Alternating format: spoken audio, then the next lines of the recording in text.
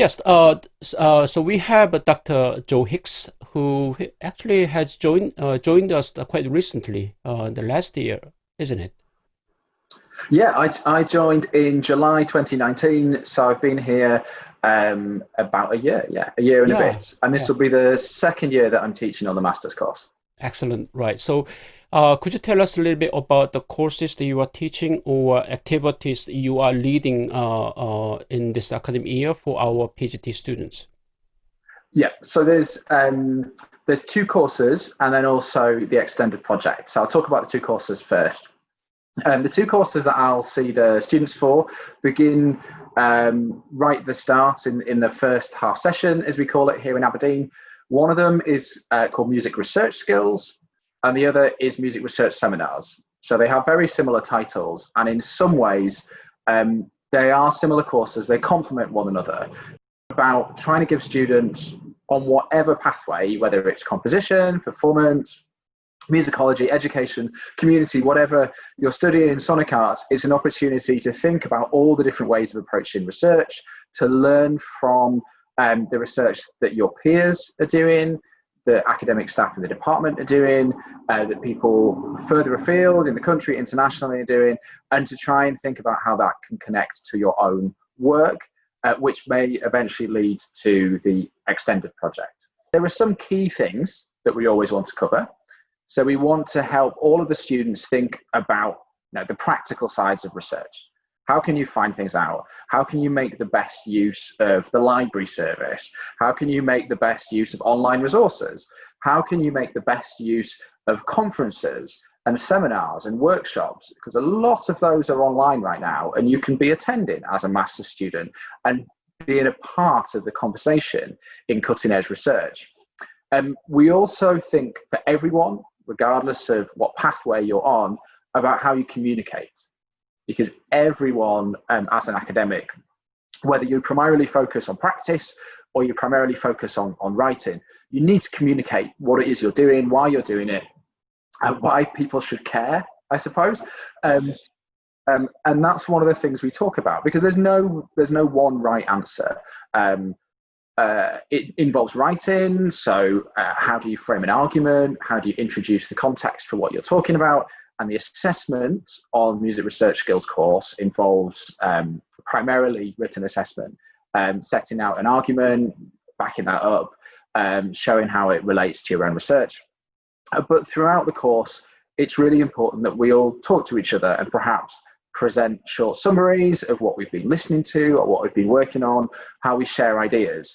I think one of the big differences between undergraduate work and postgraduate work is how we start to become even more collaborative, and even more interested in how people respond to our ideas, and more willing to share and give constructive criticism. And that's the kind of the set of qualities and skills that we're really interested in developing on Music Research Skills I course. see. Yeah, I think that this was quite important because that compared to the other courses where you are more or less like working as individual researchers, this one learning is based on pretty much based on collaborative investigation of common topics or topics that are maybe some other student may not know about, and it can be brought into the discussion so that learning can be collaborative, as you mentioned, and learning can be shared and work together.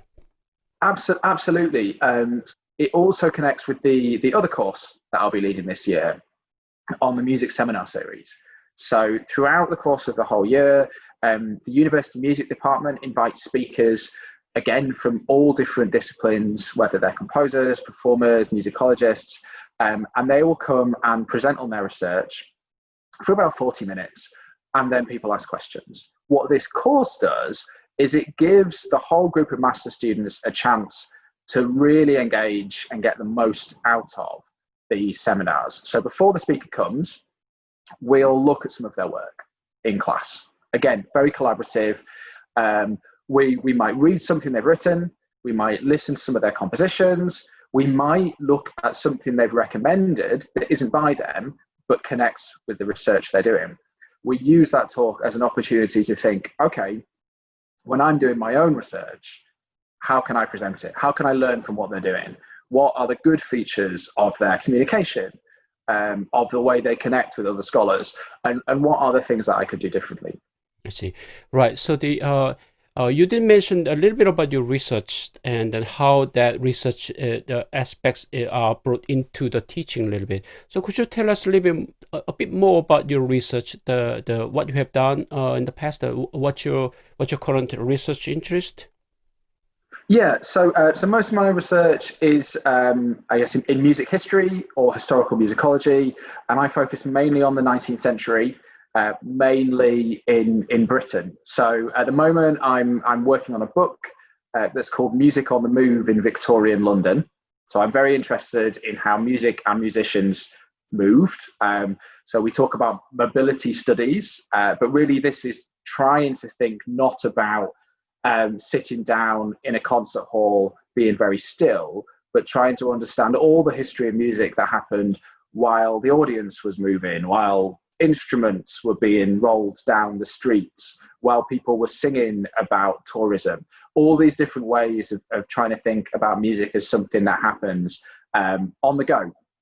So that's something that really interests me. And then more generally, I've done a lot of research on theatre music. So I've written about opera and melodrama and popular songs in 19th century theatre. That's quite interesting. So it's again it's an excellent notion that you research particularly the mobility aspect and music and place the music landscape, and where it's clear that the music and musical culture and musical experience is dynamic. It's moving and Absolutely. ongoing Yeah. target. And what that also may mean for us to learners of music is that our learning also has to be mobile. Our learning also has to be moving. No, absolutely. So one thing I think about that, I've got a chapter about a Victorian hymn tune, Mhm. which, I mean, this can sound like the most boring topic in music history, right? It's an old, slow hymn tune. But the thing about this old, slow hymn tune is that it traveled all over the world. So we have this amazing set of accounts, not only of this one hymn, the Old Hundredth Psalm, being sung in all different places within the city of London, but also across the UK and really across the globe as part, well, and then you ask the question, why did it travel so much? And that's partly to do with the Right. history of empire, and it's partly to do with the history of Anglican missions. So then we have to think about how it fits into religious practice and into questions of power and political control. But you're absolutely right. If we're going to make sense of this piece of music, we have to follow it and we have to see where it takes us. Right. So the one last question. Incoming our MMus music students, quite a lot of them have ambition to be a successful musicologist. So what kind of qualities do you think that they should develop to become a successful researcher and like yourself? Thank you very much. So three things. Two are very specific, and one is more general, and it's something we've already been talking about. The two specific ones, and these again might sound boring, but they're very important. You have to read a lot, and you have to write a lot, actually, and that's one of the things that this course lets people do. You also need to practice your own communication. So everyone who's a successful musicologist has to tell other people about their research. Sometimes that's presenting, and speaking in public. Often it's writing down. So you have a chance in this course to keep practicing your written communication. How do you write about music? It's one of these like perennial questions. It's never easy to write about the complexities of musical experience, especially if you think of it as this dynamic object or set of environments. It's very difficult to do that. So we give you a chance to try different things, just to keep writing, keep practicing.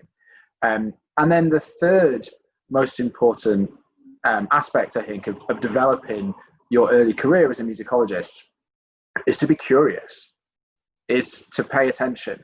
So don't only go along to a seminar if it's in exactly the same research area as yours. Take advantage of the opportunities to hear from people who may work on something completely different, who might not even be in the music department. So you might go along and hear talks in the languages department, or hear talks in literary studies, or in Irish and Scottish studies here at Aberdeen, and you might get ideas. And I think it's that attitude, a willingness to be open to new ideas and to think about how those ideas relate to your own work. That is something that I see time and again in successful researchers and successful musicologists. Excellent. So this academic year we will have lots of interesting courses, including what we are teaching, and I hope that the student will have a great experience and become a better musicologist, among others. Thank you. Absolutely. Thank you.